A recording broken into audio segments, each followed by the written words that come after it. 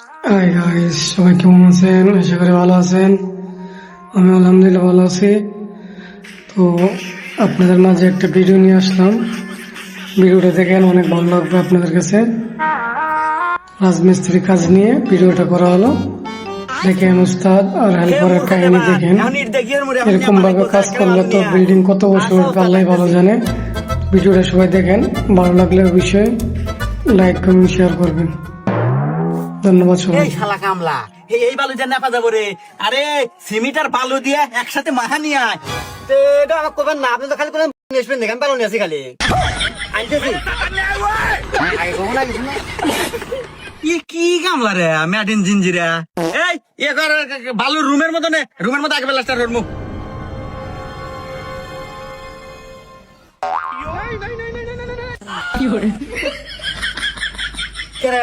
এখন তো পানি কম, পানি থাকবো কে?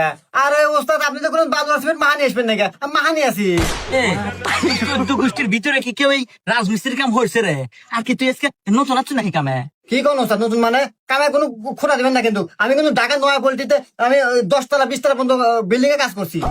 বাপরে ভাই, তোর কাছে অনুরোধ ভাই, তুই আমাকে বাঁচা। যা, তুই আমার রাখ আর জ্বলাস না, তুই যা পানি দিয়ে মাহানি আয় যা। ঠিক আছে, আনতেছি।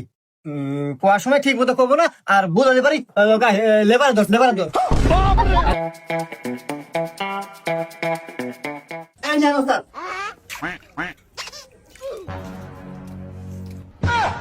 ভাই তুই এটা কি নিয়ে আসছো রে? এটা খামু না ওয়ালে না খামু?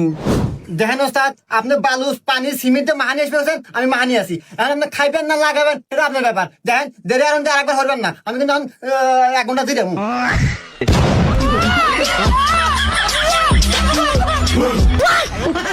এই যে কাম ধরে তো বললাম, আজকের থেকে জীবনের মনে এই রাজমিস্ত্রির কাম বাদ দিলাম, নতুন লেবারের যন্ত্র।